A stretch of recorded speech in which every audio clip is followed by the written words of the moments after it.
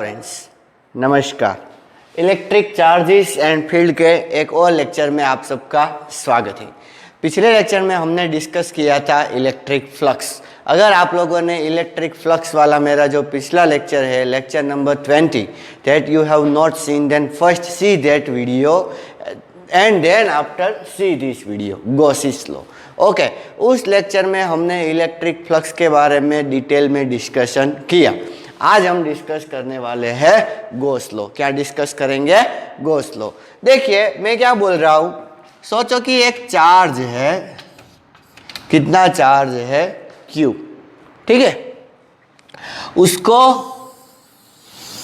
किसी एक स्फीयर के अंदर बंद कर दिया है। एक चार्ज है Q, उसको एक स्फीयर के अंदर बंद कर दिया है। अभी सोचा कि उस स्फीयर की रेडियस कितनी है? R। Okay, we want to calculate what is the flux linked with the sphere. What we want to calculate? Flux linked with the sphere. इस स्फीयर का कितना फ्लक्स लिंक हुआ वो हम कैलकुलेट करना चाहते हैं। अभी देखिए यहाँ पर इस पॉइंट पे अगर मैं स्पेशली देखूं तो इलेक्ट्रिक फील्ड इस क्यू की वजह से किस डायरेक्शन में आएगा? इस डायरेक्शन में। इस पॉइंट पे अगर हम देखें इलेक्ट्रिक फील्ड इस क्यू की वजह से किस डायरेक्शन में आएगा? इस डायरेक्शन में। यहाँ पर इस डायरेक्शन में आएगा। समझ में आया? ओके, अब किसी एक छोटे से एरिया को हम कंसीडर करते हैं। ओके, उसका डिस्टेंस भी यहां से कितना होगा? R ही होगा, ठीक है। पहला क्या? Consider very small area. कितना एरिया कंसीडर करेंगे? DA जितना एरिया कंसीडर किया। ओके, अभी जैसा कि हमने पिछले लेक्चर में डिस्कस किया था कि इलेक्ट्रिक फ्लक्स का फॉर्मूला क्या है? Electric flux linked with small area is d phi is equals to क्या था? E dA cos theta. E dA cos theta. Electric field यहां पर कितना होगा? तो आइए देखते हैं। 1/4 पाई एप्सिलॉन 0 Q/r²। आपको इलेक्ट्रिक फील्ड का फॉर्मूला मालूम होना चाहिए कि Q/r² डिस्कस किया था हमने, तो कितना आएगा? 1/4 पाई एप्सिलॉन 0 Q/r²। क्यों? यहां से कितना डिस्टेंस है? R जितना डिस्टेंस है। DA, what is the DA?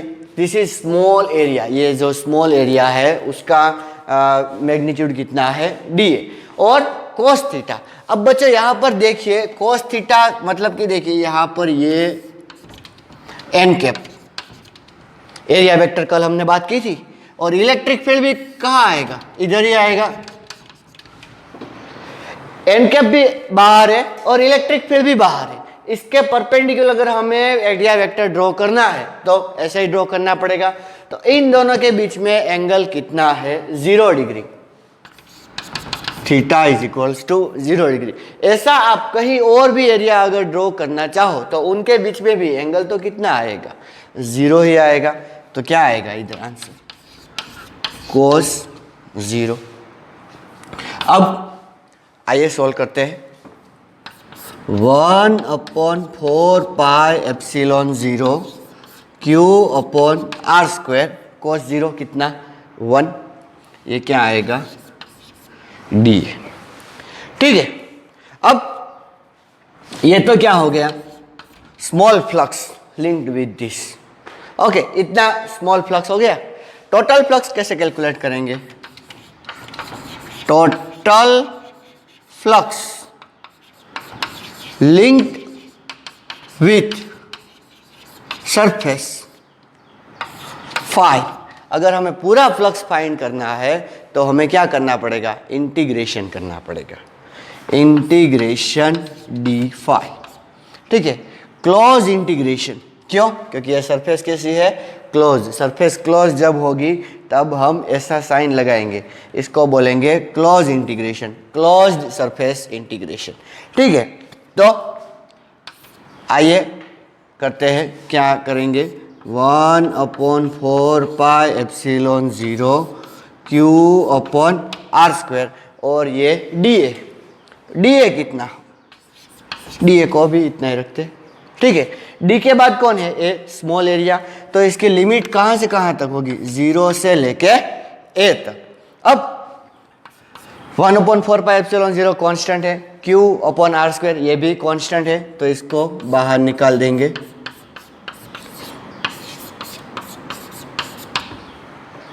ठीक है, फिर डी ए, इंटीग्रेशन डी ए, ये क्लोज सरफेस है 0 से लेके ए तक।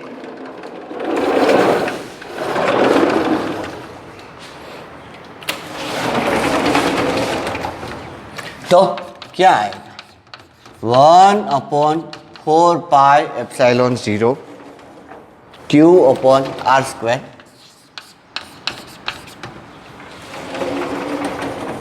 इंटीग्रेशन डी ए, क्या आएगा? पूरा एरिया आएगा। स्मॉल एरिया है, उसका पूरा इंटीग्रेशन किया तो वो पूरा स्फीयर का एरिया आएगा। पूरा स्फीयर का एरिया कितना है? A. What will be the answer? Q into 4 pi R square. 4 pi R square क्या है? स्फीयर का area, divided by 4 pi epsilon 0 into R square. So what is the answer? Q upon epsilon 0। क्या answer आया? Q upon epsilon 0। तो flux is equals to क्या आया? Q upon epsilon 0। तो इस पर से गॉस लॉ क्या कहता है? According to Gauss law, flux linked with any closed surface, according to Gauss law, flux linked with any closed surface is equal to ratio of,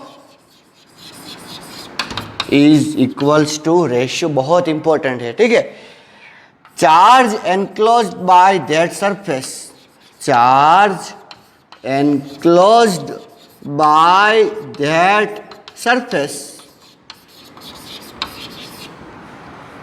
enclosed by that surface मतलब कि surface के अंदर जितना charge है वो।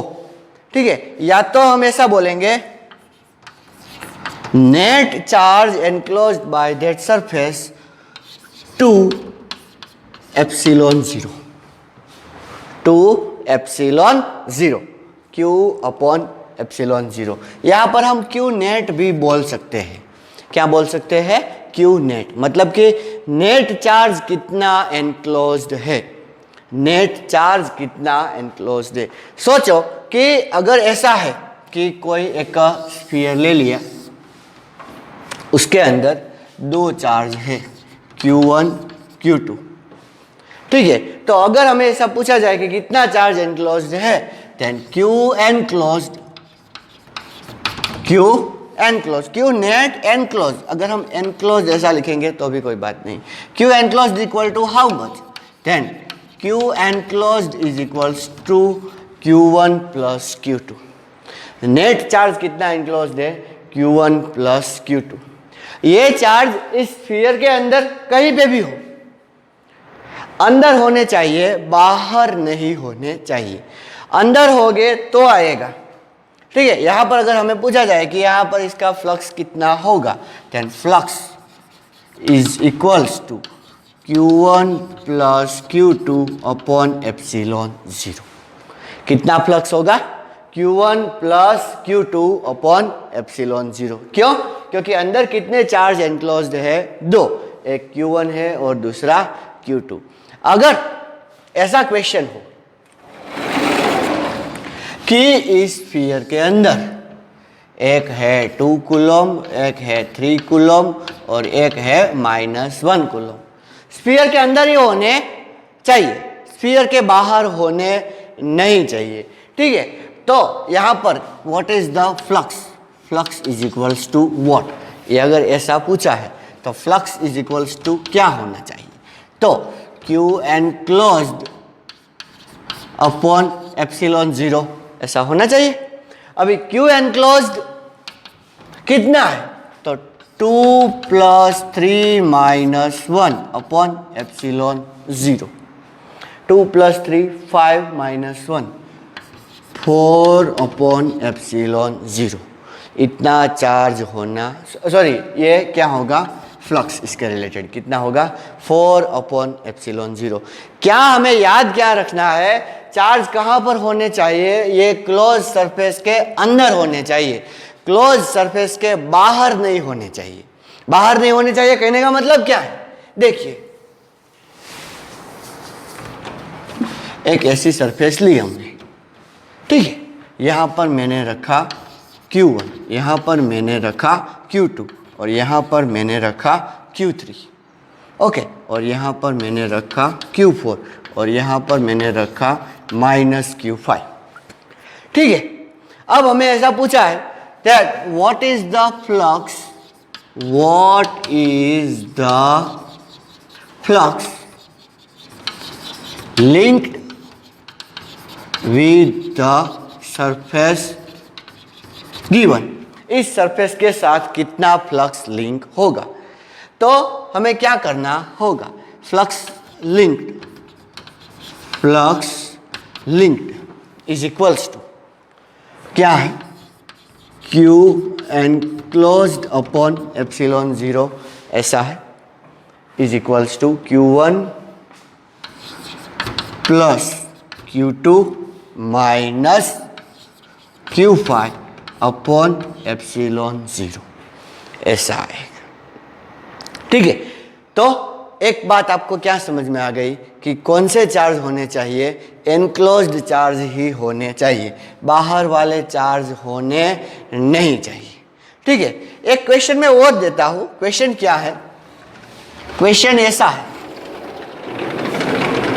कि ये जो स्फीयर है, स्फीयर के अंदर कितना चार्ज है Q, तो कितना फ्लक्स होगा, then your answer is very simple that Q upon epsilon 0।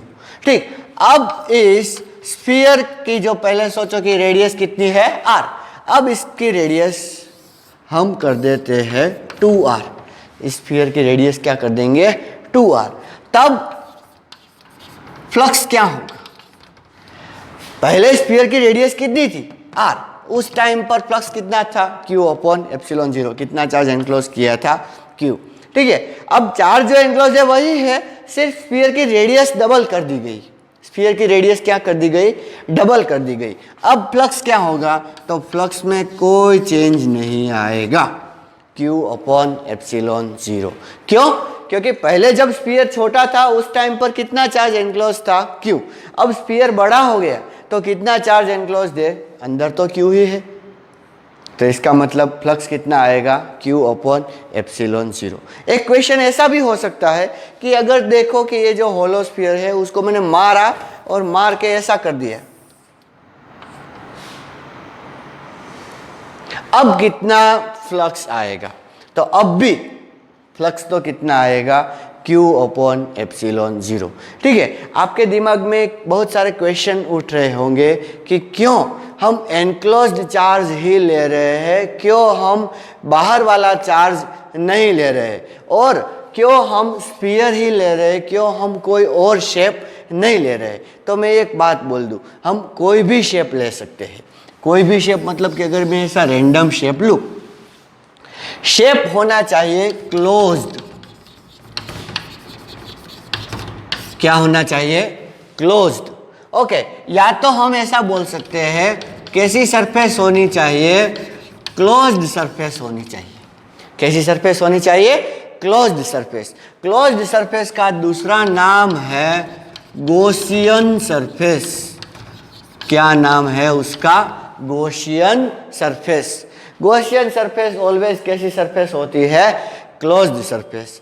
ठीक है, तो कोई भी क्लोज सरफेस हो उसके अंदर कितने भी चार्ज हो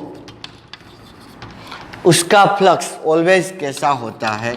Q1 plus Q2 plus Q3 upon epsilon 0। ठीक है, आप बोलोगे सर इसका मतलब कि कैसे आएगा? तो देखिए,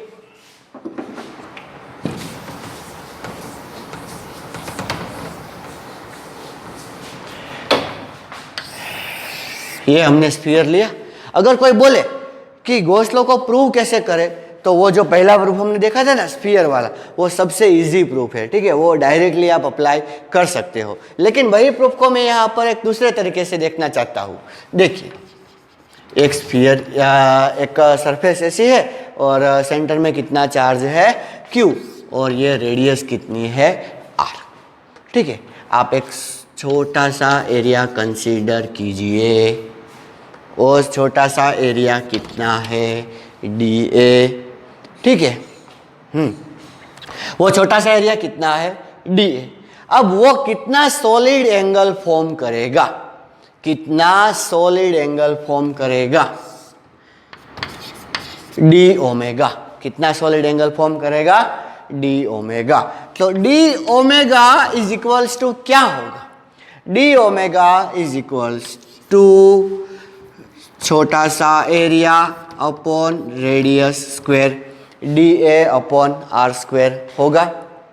समझ में आया क्या होगा? D omega is equals to DA upon R square होगा। अब फ्लक्स इज इक्वल्स टू क्या है? What is the small flux? Small flux is equals to क्या है?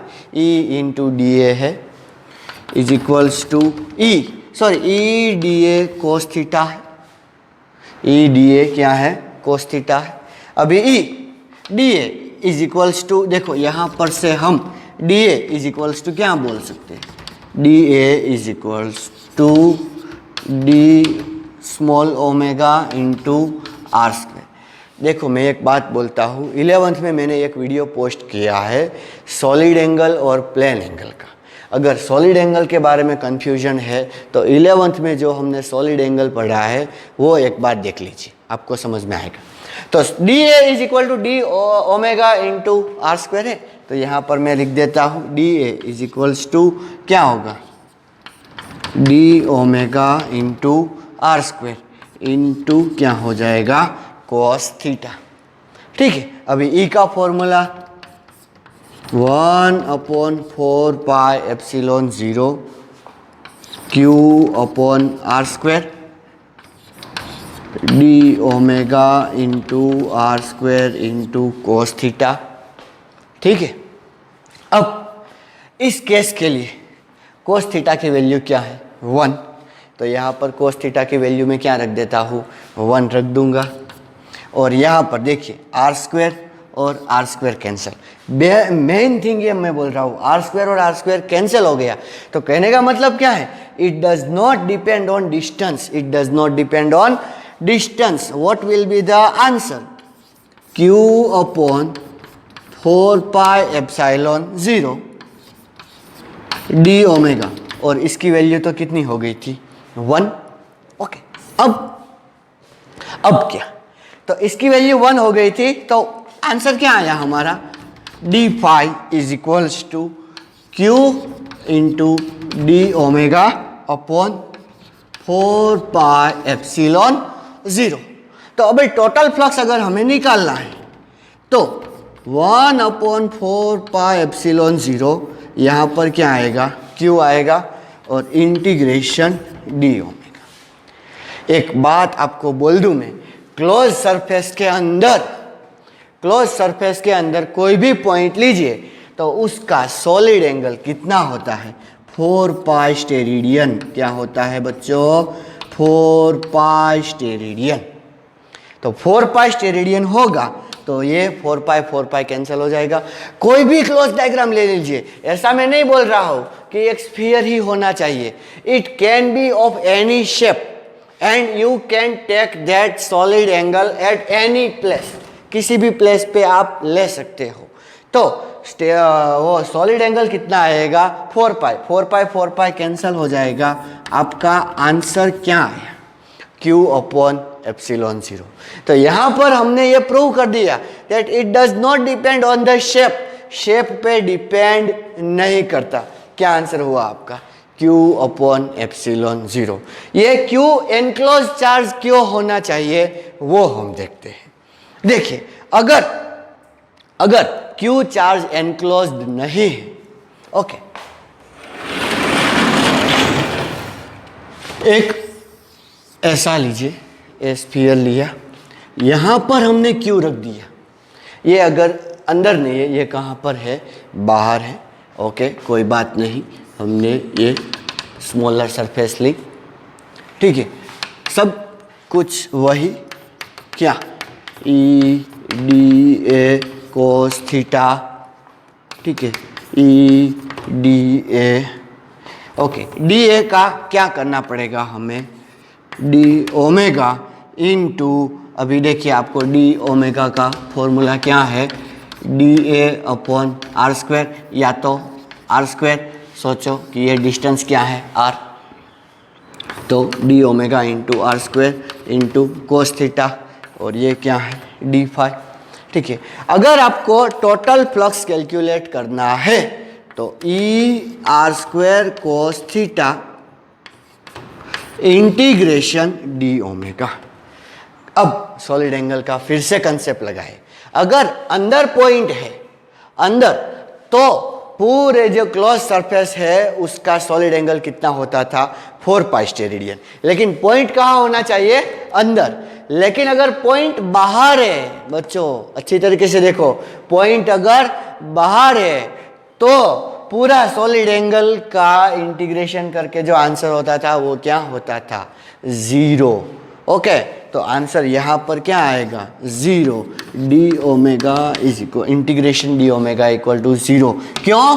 क्योंकि ये पॉइंट कहाँ पर है, आउटसाइड पे, कहाँ पर है, आउटसाइड पे। तो इसीलिए हमें सिर्फ कौन से चार्ज कंसीडर करने चाहिए, अंदर के चार्ज कंसीडर करने चाहिए, बाहर के चार्ज कंसीडर नहीं करने चाहिए। समझ में आया?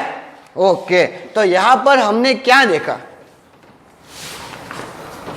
कि किसी भी क्लोज सरफेस के साथ कितना फ्लक्स एनक्लोज होता है, तो flux is equals to integration EDA is equals to Q enclosed upon ε0। EDA is equals to Q enclosed upon 0। या तो आप ऐसा भी लिख सकते हो, E bar dot DA bar is equals to Q enclosed upon ε0। Okay, is it depending on the shape? No, it does not depend on the shape. Shape आप कोई भी ले लो, फ्लक्स तो वही का वही रहेगा, ठीक है। कैसी शेप होने चाहिए, क्लोज्ड, तो मतलब कि यहाँ पर क्लोज्ड सरफेस इंटीग्रेशन आना चाहिए। E बार डॉट DA बार, E बार डॉट DA बार। एक बात मैं और भी बोल दूं, आप बोलोगे सर कि अगर कोई शेप ऐसा लिया और चार्ज हम यहाँ पर रख रहे हैं, सोचो कि हमने यहाँ पर सरफेस ली, कहीं पे भी आप सरफेस लो, ये सरफेस ली, तो इधर तो ऐसा कोस थीटा आएगा, तो कोस 0 तो 1 नहीं होगा। लेकिन अगर आप ये पूरी सरफेस लोगे, अगर आप ये पूरी सरफेस लोगे तो कोस कैंसल होके कितना आंसर आपको मिलेगा, 1 ही आपको आंसर मिलेगा। ये कैसा है, ये सब हम अगले लेक्चर में जब एग्जाम्पल देखेंगे तो ये वाला कोस वाला जो आपका कंफ्यूजन क्रिएट हुआ है वो कैंसल हो जाएगा, ठीक है। वो हम एग्जाम्पल लेंगे तब आपको अच्छी तरीके से समझ में आ जाएगा। तो यहाँ पर मैं क्या बोलता हूँ, आज हमने क्या सीखा कि फ्लक्स इज इक्वल्स टू क्या होगा, E bar dot DA is equals to Q enclosed upon ε0। और चार्ज कैसा होना चाहिए, एनक्लोज चार्ज ही होना चाहिए, और ये क्लोज सरफेस इंटीग्रेशन है। एक बात मैं और भी बोल दूं, देखिए ये एक सरफेस है, अंदर Q1 Q2 Q3 और बाहर Q4 है, ठीक है। अंदर कितने चार्ज है, 3, Q1 Q2 Q3, एक माइनस Q3 में लिख देता हूं, और बाहर कितने चार्ज है, Q4। तो यहां पर ये जो E बार है, E bar electric field E bar is because of Q1, Q2, Q3 and Q4, इन चारों की वजह से आएगा। Q1 की वजह से, Q2 के माइनस Q3 और Q4 इसके वजह से भी आएगा, बाहर के वजह से। बट यहां पर जो ये Q एनक्लोज्ड हम कंसीडर कर रहे हैं, ये चार Q एनक्लोज्ड, ये Q enclosed Q1 plus Q2 minus Q3 इनको ही लेना है, ये Q4 को नहीं लेना है। ये आप अच्छी तरीके से अपने दिमाग में बिठा लीजिए। Q एनक्लोज्ड में ये तीन चार्ज ही आएंगे जो सरफेस के अंदर है, और इलेक्ट्रिक फील्ड ये Q1, Q2 माइनस Q3 और Q4 इन चारों की वजह से होगा।